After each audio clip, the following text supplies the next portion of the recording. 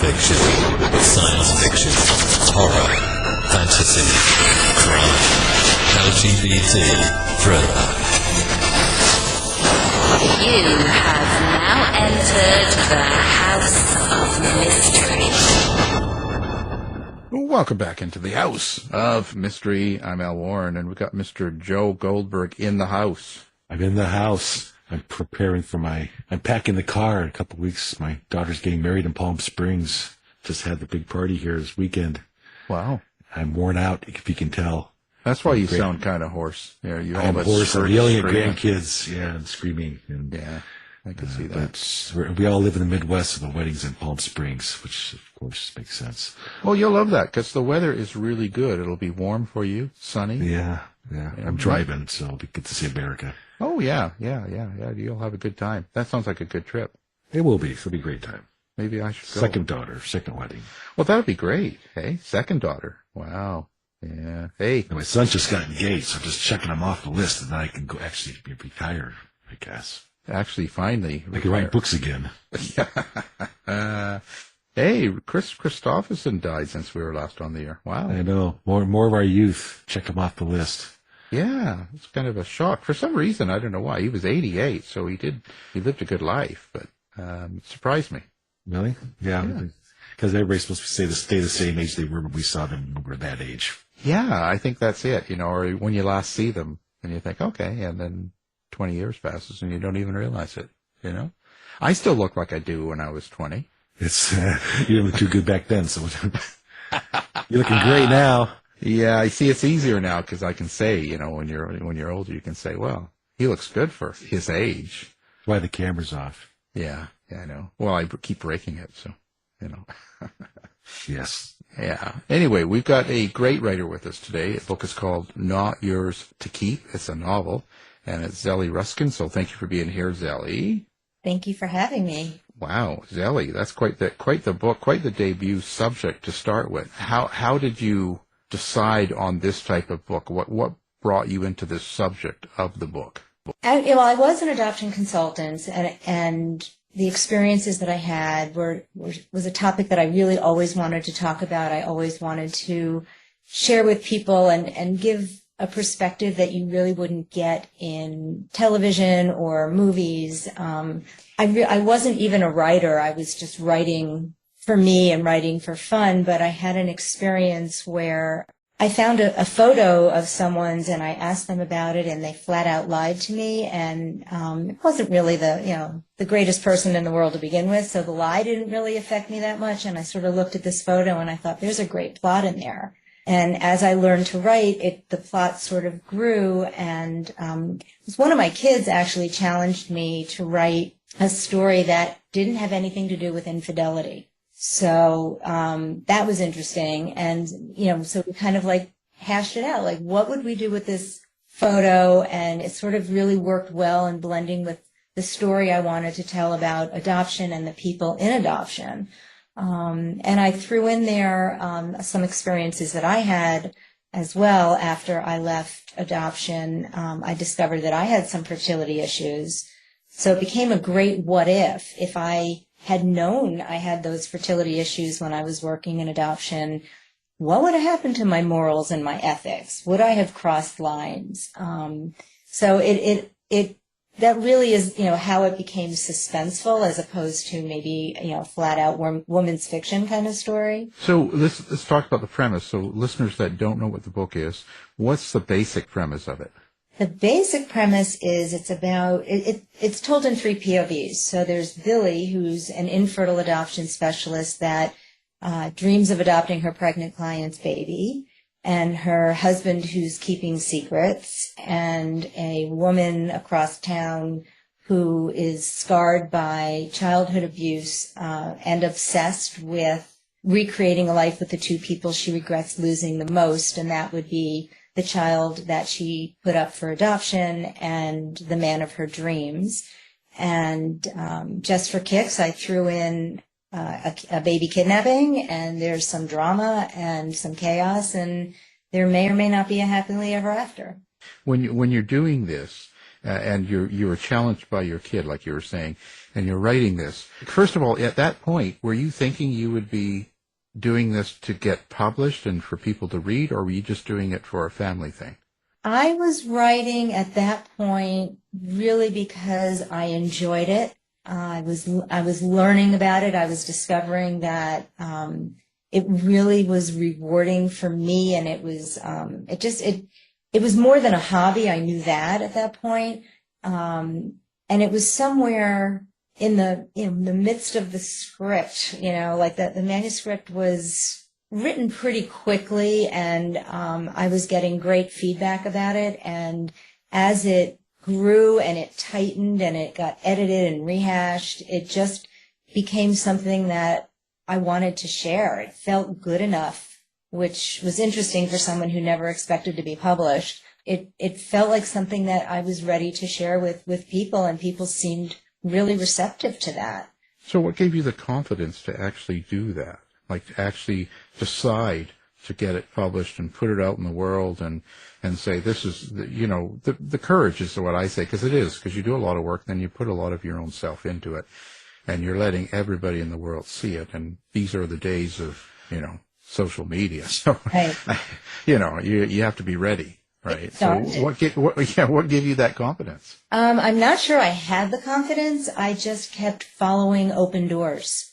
If I had an opportunity to talk with someone and an agent was sort of interested in it, or, people were, doors just opened. So I did jump into the querying process sort of with the attitude of, let's see what happens. Worst thing that happens is they're going to say no to me. So I was sort of prepared for that, and there was a lot of great interest, a lot of revisions after that, and then I queried again, and I was, like I said, I just kept following doors. So the query process was not one that I enjoyed immensely, and it's not a great confidence booster. But I think that I jumped into it at the advice of some very good people who were giving me not great advice. I felt in my heart that the manuscript wasn't perfected. It wasn't quite ready, but and the querying process sort of confirmed that. And so I stepped back and I worked on it a little more. And instead of going back into querying, I approached She Writes Press, which is a hybrid publisher. And they worked with me to get the manuscript where it needed to be before they agreed to publish it. And I really respected that.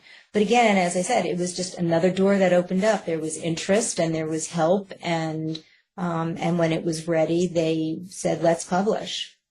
So I just said, let's see what happens. And I've been very, very fortunate that the book comes out next week, but it has, it's been getting, for the most part, some very positive and very kind reception. So just rolling with it. Hey, Zelly, this is Joe Goldberg. I was actually going to ask another question, but I might go off your last comment there. It's a well-written book. Everybody's going to like it. Why do you think it's gotten such a unique sort of response from the people who've read it and the reviewers? What is it about this book that interests them, that piques their interest? That's a great question. I think that people have found connection to each of the characters. I'm hearing that there's a lot of emotional connection. I somehow managed to very sensitively hit on some very tough and timely topics, adoption, infertility, mental health, alcoholism. It's a light read. So it's a musical comedy, right? We'll see it on Broadway, the Showboat, and Here's the Key.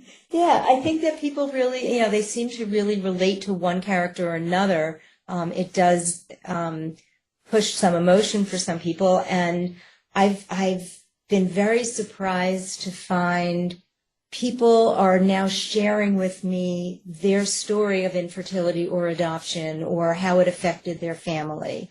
It really it touched people in some way. And someone yesterday said to me that it's because I was a social worker that I was able to tap into the insight and the emotion of it.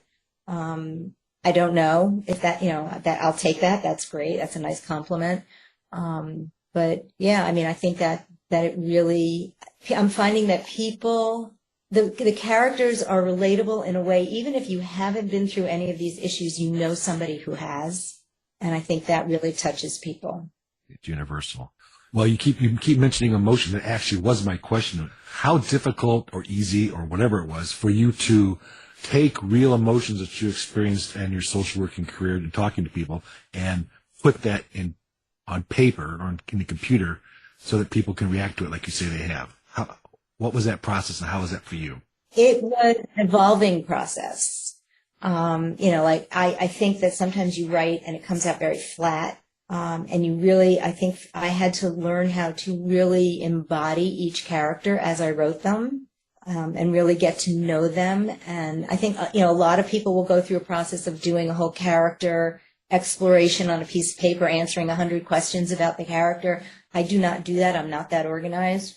But I can envision the person that I am writing. I take whatever muse or two that become a character and put myself in their shoes, and how would they relate to this obstacle? How would they handle this relationship? And then I think it was just a lot of sounding boards, working and submitting this to workshops, critique groups, coaches, and making sure that these, the dialogue and the emotions did seem real to people and not just what I thought they would be saying.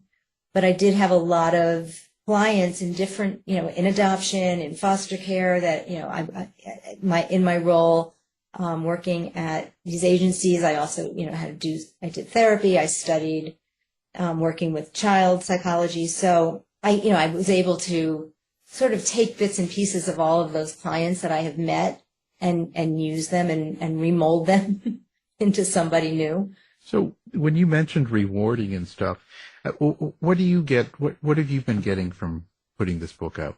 I think that, I just really wanted to tell this story, and I think my initial goal was really for people to learn more about adoption.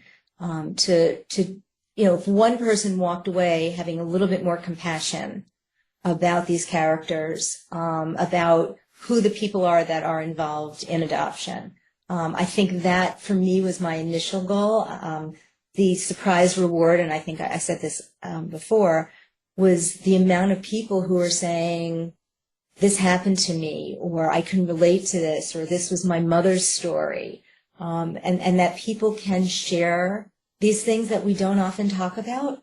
I think that is now for me, that is just the driving force, that if this can help people talk about these difficult situations, if it can bring somebody hope, which I've heard has done for some people. I had, someone reach out to me who is going through fertility issues and struggling to start a family. And I thought, oh my God, she read this book and it must have made her so upset. And instead it had left her with hope. And that really moved me beyond words. So your three characters you were talking about and the points of view that you write from, how do you relate to these characters? Like, how do you get into their mind so that they are real characters? Especially the husband with the secrets. Yeah. I've known many of those. Bastard. I think, the character of Billy, who is the adoption consultant who goes down this dark path. I think I really used a lot of my own experience in that field to get to know her, my coworkers, and people that I know of who have had fertility experiences, or infertility experiences, and really drew from that. I think that made her a little easier for me. What would I have done if these things were happening to me? What would my knee-jerk reaction be? What would the people around me be? Anne, who is the stranger that's obsessing over recreating a life. I took a couple of my birth mother clients in my mind and sort of tried to recall their emotions. I have certainly, know people in my life outside of that. But one real amazing experience that I had, got into a cab. I live in New York City. I got into a cab, everyday experience. And cab driver doesn't know me from anything, and I'm not really that chatty I'm everywhere, but not in a cab. This driver just started opening up about his experience being an adoptee and the pain of feeling that he had been abandoned, not good enough, not wanted. And in this 10-minute cab ride, I learned so much from him and I drew from that and put it into these characters. It's just things like that you just hear these stories or you have these experiences, and I just don't forget them. They just are so moving and emotional. And for this Anne character also, I had some really interesting clients, birth mothers who had come back looking for their children, some who had somehow, this is like, pre-internet explosion, they had somehow found their babies. They knew where these children were. They knew who were raising their kids. And I don't know how they did it. And it made me really stop and wonder, as an agency, how exposed were we in a world where you really didn't think about that? You didn't think about anything other than we're doing good work. How easy would it have been for a birth mother to stand outside of our agency door and watch who went home with her baby that day? So I pulled in all of that, and that became Anne. So Tyler, the husband, that was a little bit harder for me. I did, draw from a lot of, people that I knew who, he's a lawyer. I know a lot of professional men. So that, writing him as a professional was easy for me. That part is easy because I've sat in lawyers' offices. I talk to business people all the time. So that part was easy. Making him emotional and making his dialogue come alive was a lot harder. It was my first shot at doing a male perspective. And for a long time, he was just boring to people. He really didn't come off the page. And I think some people still don't really click with him as much. His story has made grown men cry, so I feel good about it. Thanks. Go read it. With tissue. Well, you mentioned that the internet and how things have changed, and we want people to learn about adoption, and you turn this into a thriller. So, is the idea of adoption and the idea of some of your story topics, is that a moving target? Is it like an ever-evolving process, the fertility process, the adoption process, the go find your birth parent process? It's interesting, the research that I did and the people that I got to talk to. Back when I was in this field, it was mid-'80s. And in researching this, I think back then we thought we were extremely progressive. And, we were doing this wonderful thing for people and bringing families together and helping birth parents make decisions that were good for their children. And what I've learned since is that, the adoption laws have not changed that much, which is shocking to me and disappointing. And I've also discovered that the new way of thinking about adoption is much more, it's referred to as the adoption triad: the first mother, the adoptive couple, the adoptees. And people are really fighting now more for understanding how adoption affects the biopsychosocial growth for an adoptee child. And we didn't think like that back then. We were just like, here's a family that's looking to raise a child in a good home, and here's a child that needs one. We didn't really think, we didn't think of how it was going to impact them later. But now, these people that I got to interview were just really opened my mind, and it's amazing. I mean, and this, I think it did drive some of the story for me in understanding how what the work that we did, we followed the guidelines, we followed the laws, but bottom line is we changed the future of that child's life. And we impacted everybody involved, the birth parents and the adoptive parents and that child. The work that we did as adoptive consultants, we affected these people's futures. And that just blew my mind to really understand that. So I really wanted that to come across in the book to people, that, it's not as simple as baby needs a home, people want a baby. It is so complicated, so complex, and it is intergenerational. What the decisions that people make now will affect generations much later. When you wrote this, I sensed that the story came before the character. You had an idea to write a story about adoption, and you put the character and built the thriller around that. Am I wrong? Tell me I'm wrong. Just stand in line. No, I don't think you're wrong. I think I wrote the story. I knew how I wanted it to begin and how I wanted it to end. And then with each change that I made, it became a domino effect, because if I changed something in Laura's chapter, then something had to change in all the other chapters. And it wobbled for a long time whether this was a women's fiction or a true suspense story. And it wasn't really till the very end of the process that I knew this had to be a full-on psychological suspense. So now that you've done the book and you're finished, what next? Like, where do you go from here? I am so full of plot ideas.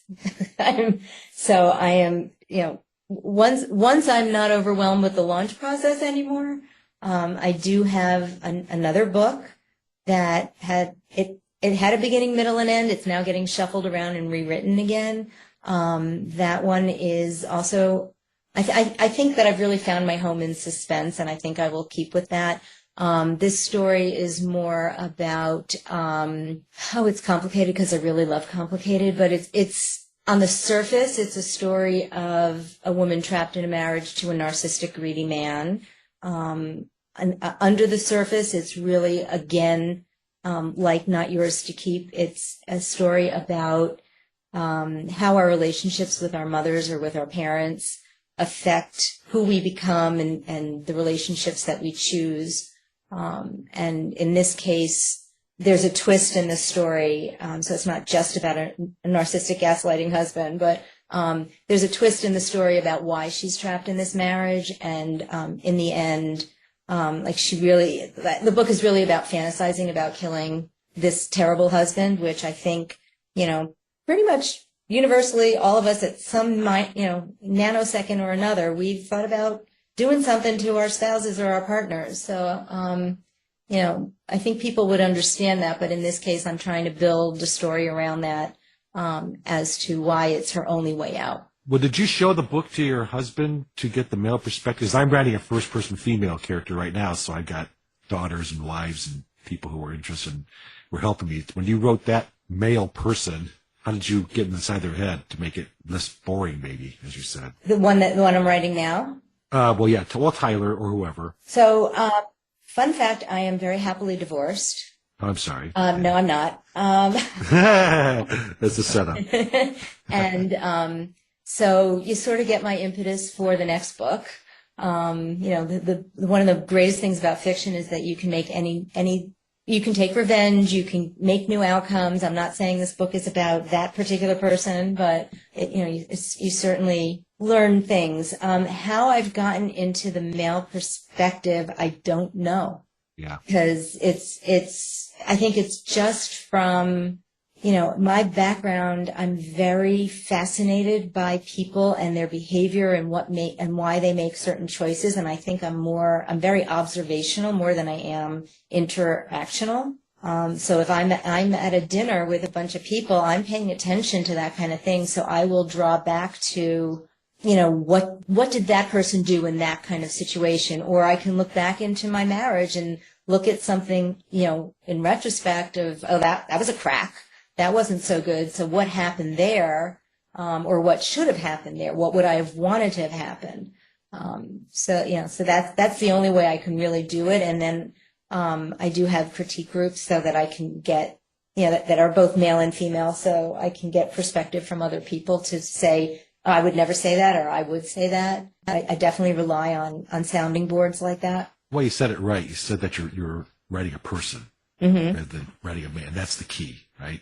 Not writing a male. You're writing a person. Correct. How do you understand that person? Well said.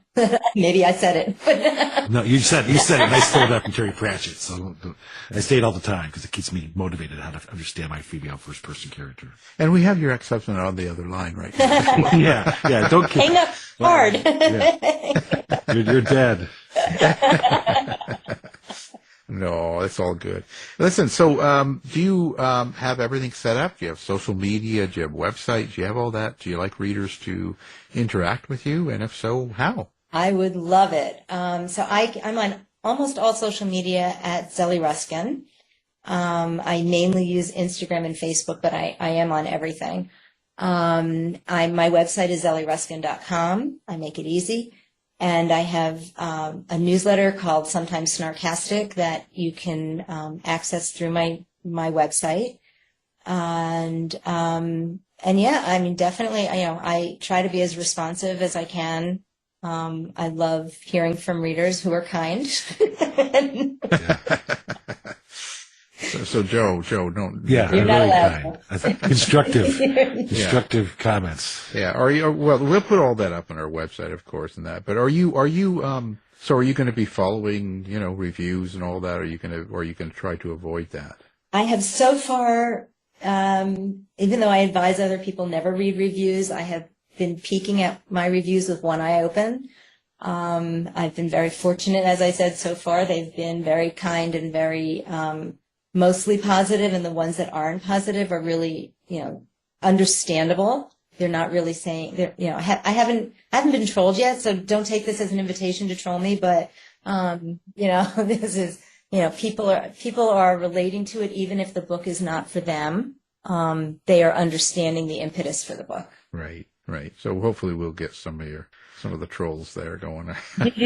Break up, you trolls. Go get her. Yeah, come on. Yeah. You're being too nice to her. Yeah, get to They'll work. find the ex-husband and troll. Yeah, they're falling asleep here. We're on the internet. We'll dox him. Yeah, there you go. Well, we appreciate you being on the show. And, of course, now the book, Not Yours to Keep. It's a novel, and Zelly Ruskin is the author, and she's been with us. So, again, we appreciate you being here. I adored it. Thank you, guys. It's been great. Thanks. This has been a production of the House of Mystery Radio Show. To find out more about our show, guests, or hosts, go to our website at houseofmysteryradio.com.